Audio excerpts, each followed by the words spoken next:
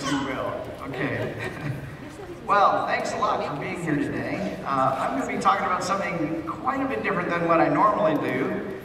This is more an activity or a talk for you to get inside and think about some things. So by the end of the talk, I hope you've got some new ideas just to go home and consider. And I want you to know that I don't believe I've got all the right answers here. I do have some interesting ways, I think, of thinking about new stuff. If you're interested in learning more, I would encourage you to perhaps read Sam Harris's book, Waking Up.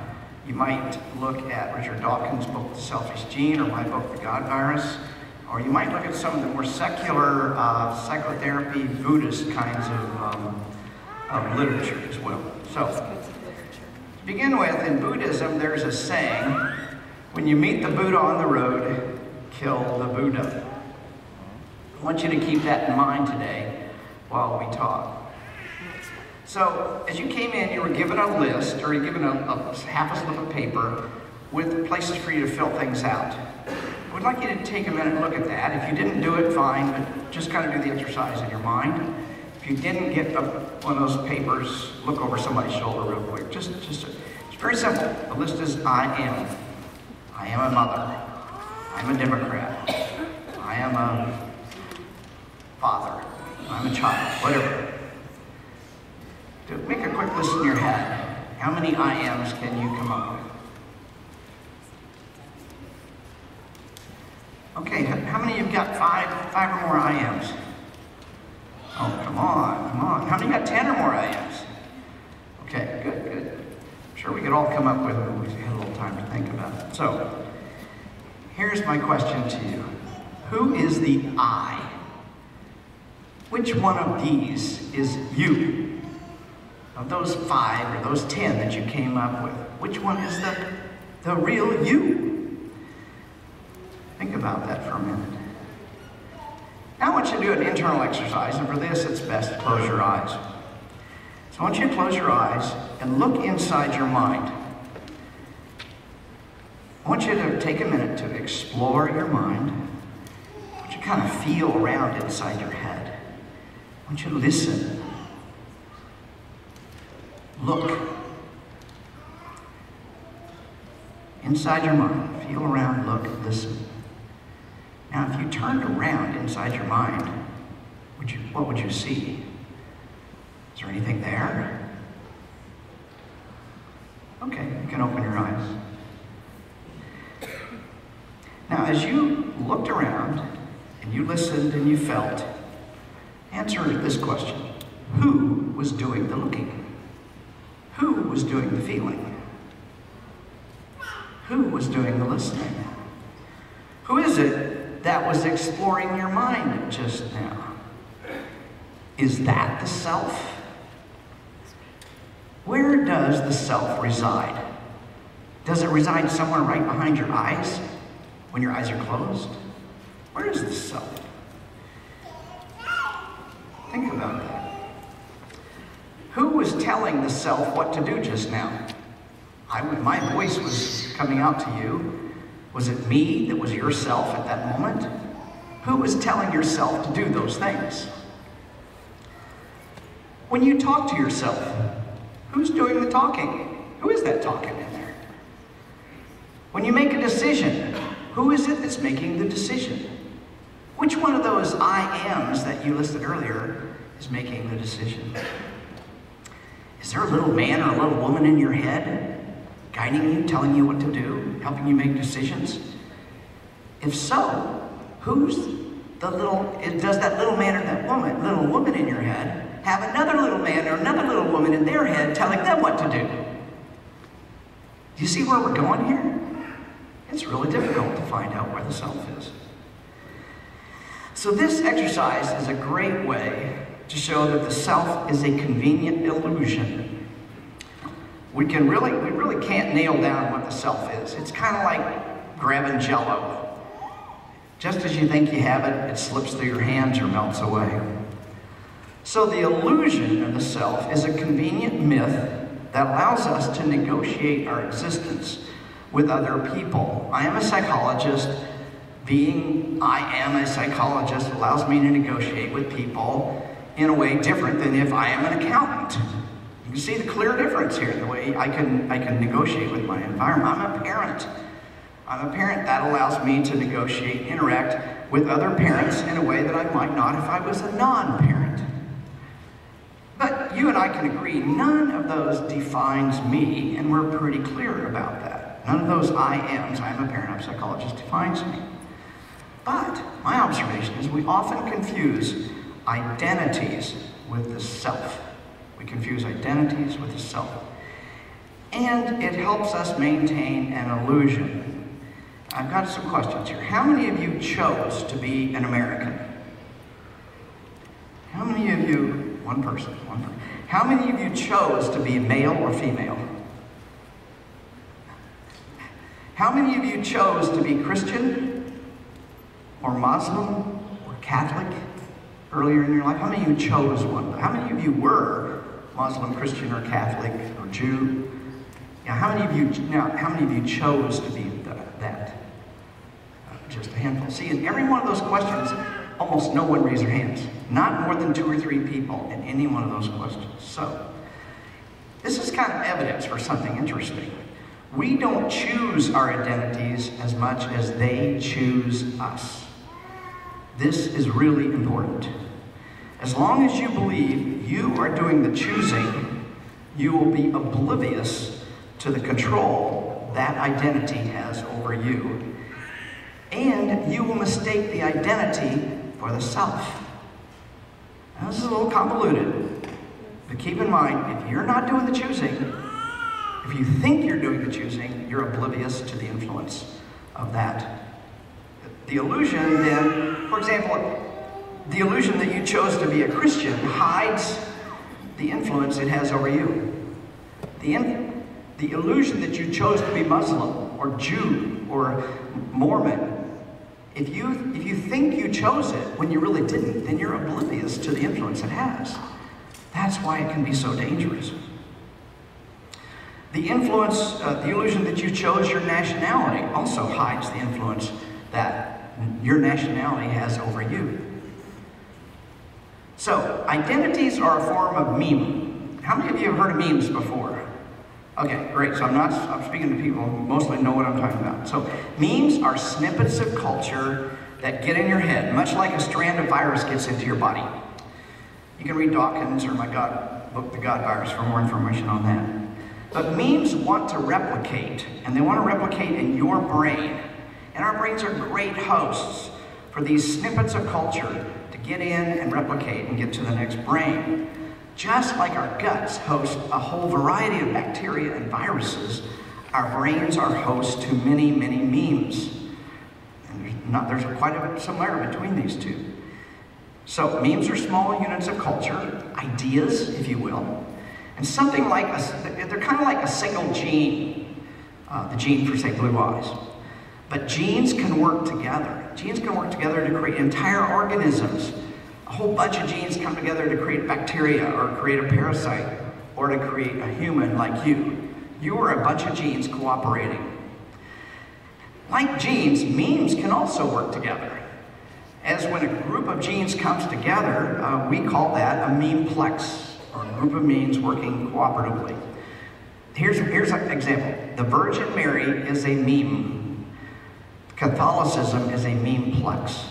So the Virgin Mary is just one component of the larger memeplex of Catholicism. The American flag is a meme. The larger memeplex is American nationalism or American patriotism.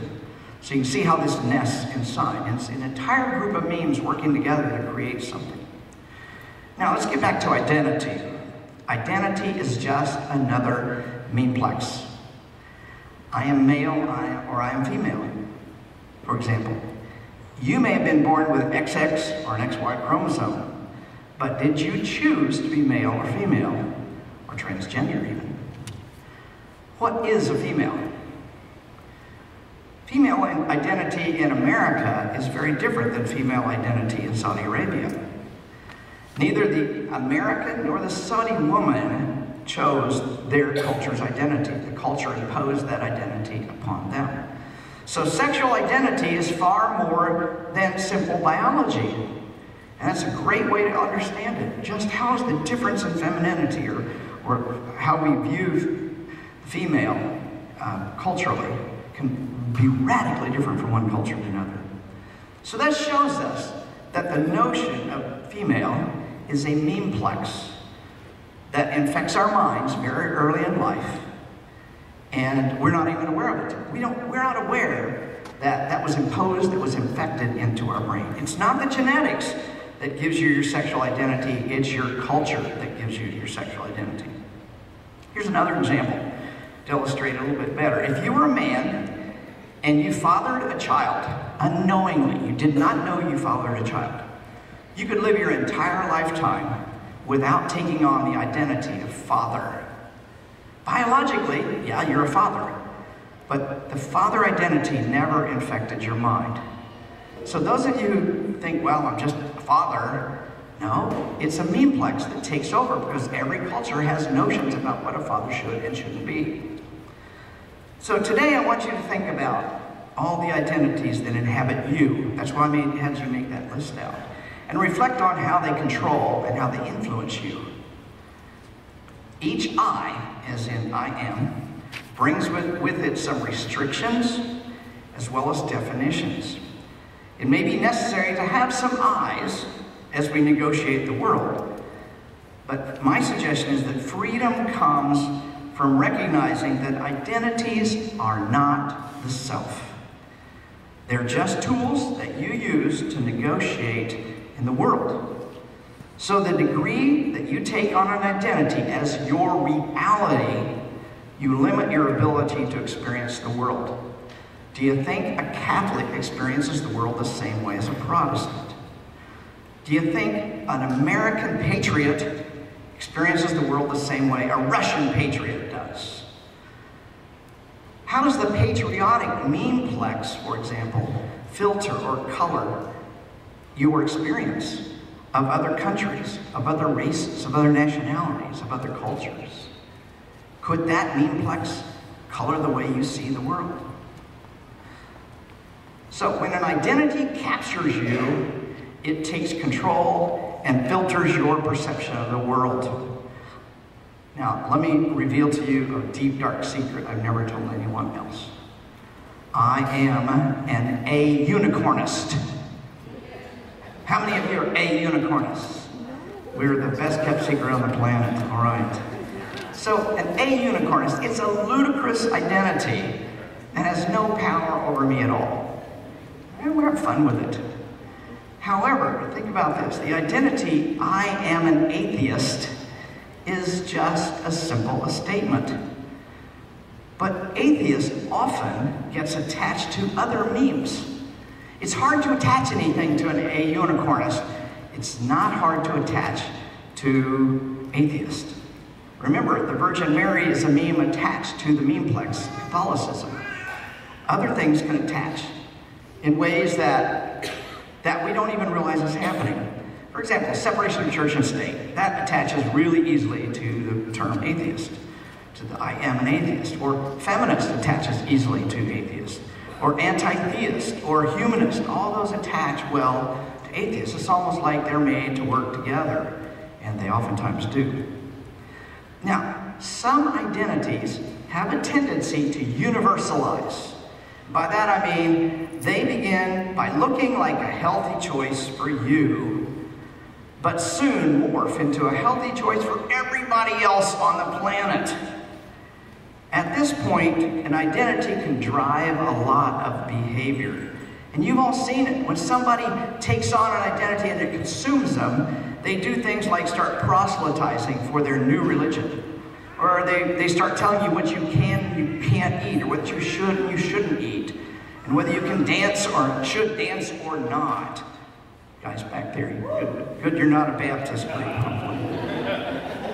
Even apparently benign identities carry a lot of shoulds and can'ts and needs and musts. I am a mother. I am a father. Sounds pretty benign. Yet you quickly find out how controlling the identity can be when you try to mother or father in a way that does not comport with the expectations of other people. For example, I am a father that raises his children without religion. I am a mother who works while my children's father stays home with the kids. Both of those will get criticism, if not outright sanctions, in many communities, right here in this area. So my suggestion is there's a lot of pain and unkindness comes when identities control you, rather than you choosing and shaping your identities. When you hear yourself say, I hate, or I can't, or I should, when you hear judgment, when you hear condemnation coming from your own mouth, or hear it in your head, which I is saying that? Which identity is saying, I can't? Think about that. When you say, I can't, which one of those identities did you list as the one saying, I can't? It's a real interesting exploration to start understanding something about yourself. Let me give a real personal example. In 1988, I was getting divorced after 18 years of marriage and 2 wonderful children. But there was a lot of anger, there was a lot of hurt, a lot of blame. I was just overwhelmed with emotions. And the way to cope with that, go out running. So I'd go out running every day. I'd run miles. Help me deal with the stress. And one day, as I'm running down the sidewalk, a voice in my head says, it's over. And if I was superstitious, I'd say it was the voice of God. I know better than that, but wow. And instantly, that identity melted away. Actually, it didn't melt away. It fell away like a shell of clay around me. It fell on the ground. I mean, it's so visceral. I can tell you right today. It fell on the ground and it shattered. It's really kind of weird, but I had that sensation at the moment. And I even know exactly the location. I can tell you the square on the sidewalk that happened. It was that profound to me. Kind of like, where were you when the Challenger exploded or something like that. You really remember these things sometimes. I instantly felt free. I also felt soft. It sounds kind of weird, but I felt soft for the first time in a long time. I felt pliable. I felt compassion. I felt love for my soon-to-be ex-wife. And I felt joy. And most of all, I felt like I could breathe again. Wow, it's like I'd been constricted here for weeks, even months. Now, I call that identity Kathy's husband, but that's just a placeholder for me in that former identity. Identities come with a cloud of beliefs, a cloud of ideas that all want to cling to you. That day, that cloud disappeared, along with most of the beliefs and ideas that came with it. What was the effect of that? Well, it allowed me to finally become many other things, one of which is an atheist, because so much of my marriage was based on religion. Until I shed the identity, I could not choose to be non-religious. I became, I think, a much better father, because I had the freedom to father as the way I wanted to. I felt the right way to father my children. And I didn't have this judgmental group of eyes from my extended family watching over me and saying what I could and couldn't do as a father. It was a profound experience, and one that taught me how powerful that identity was and how much it had influenced my decisions and my choices. For other identities, think about this. I could not explore other identities until I had shed this identity I had as a Christian. So how does this apply to you? We once thought that we were passive victims of germs and viruses and parasites. We learned we could prevent many of these diseases with vaccines or hand washing or bathing or sanitization. We took control. We're no longer passive victims of bacteria. We have some influence and we can prevent many infections. We do not need to be passive victims of identities. Remember, early on, we established you didn't choose many of the identities that reside in your head. We can choose our identities, and we can change and we can modify our identities. We can do things to enjoy and use our identities rather than be controlled by those. We don't cling to our identities as much as they cling to us. We don't cling to bacteria that cause us diseases. The bacteria cling to us in the hopes of getting to their next victim. The meme plexes that I am calling identities act in a similar fashion. So when an identity clings to you, it starts to control your behavior and your thoughts. When you feel hate, when you feel anger, when you feel judgment or scorn of other people, when compassion is difficult, recognize that this may be a sign that identity has infected your brain. It's clinging to you and causing you and others discomfort, maybe significant discomfort. So what are some mental hygiene practices that are equivalent to washing your hands with respect to these identities? We can't stop germs from getting into us, but we can try to stop those that cause disease from infecting us. We can set up criteria like wash your hands after using the bathroom or get vaccinated. We take vitamins, we eat healthy, we exercise. So here are some identity practices that I would suggest to you. And there's not an exhaustive list, and there's plenty of research out there and literature that you might want to look at. First, when an identity punishes you for stepping outside of its boundaries, pay attention. When it punishes you, when you feel sanctions, when an identity interferes with otherwise healthy relationships, pay attention. When you are offended, look inside to find out which identity is offended. Which one of those I ams is offended? Offense is oftentimes an identity controlling your emotions. I know that's hard to understand sometimes. Think about it. If you didn't have that identity, would you be offended? If you weren't a Muslim, would you be offended by Charlie Hebdo cartoons? If you weren't a Christian, would you be offended by Mapplethorpe artistry in New York City? Or homosexual marriage, opposite same-sex marriage?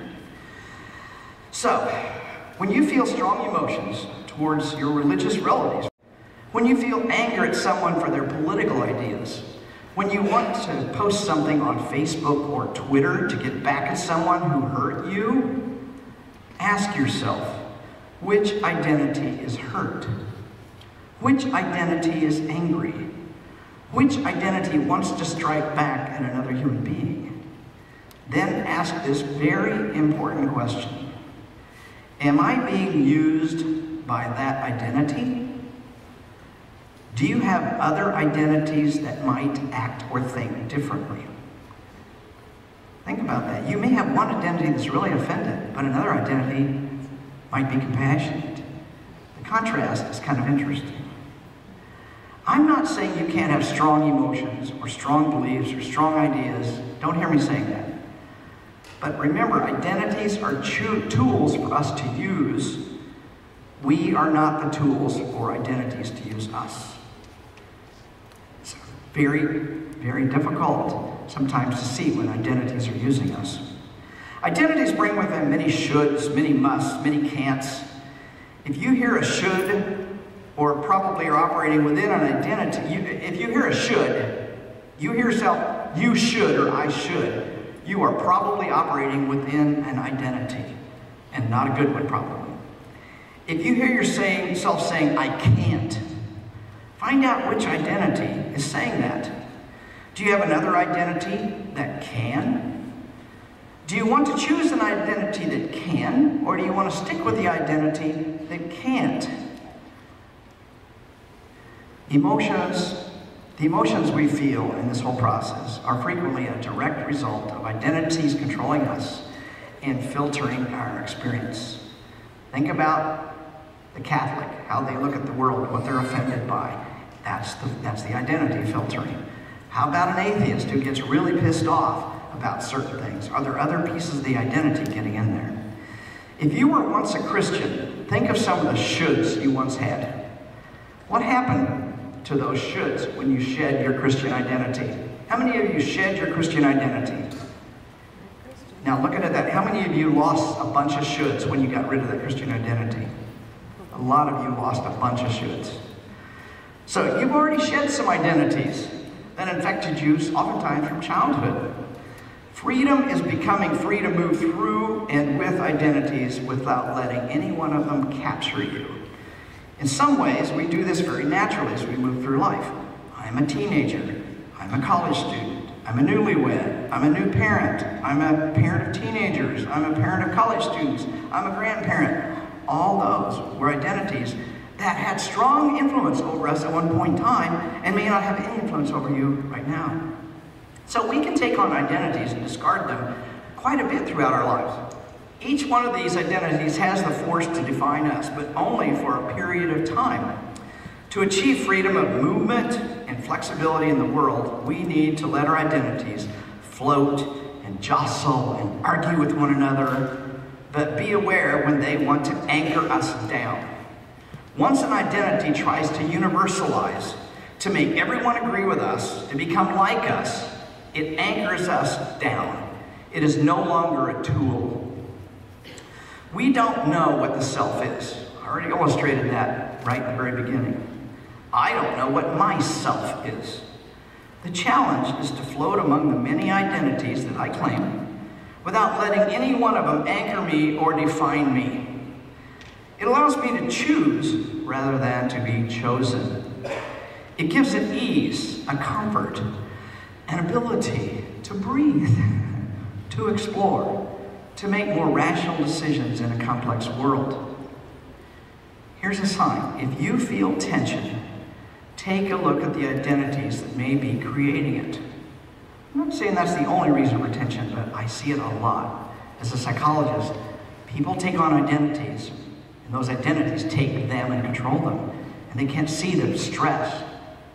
Look at the stress I told you about from my divorce. Who was causing that stress? Was it my ex-wife? Once I shed the identity, the stress disappeared as well. As you consider these ideas today, I would like you to examine the identities that cause you the most pain and discomfort. Then decide if this is the best thing for you. How can you cut the anchors and learn to be intentional in your living? How can you associate with an identity without letting it capture or anchor you? In Buddhism, there's a saying, when you meet the Buddha on the road, kill the Buddha.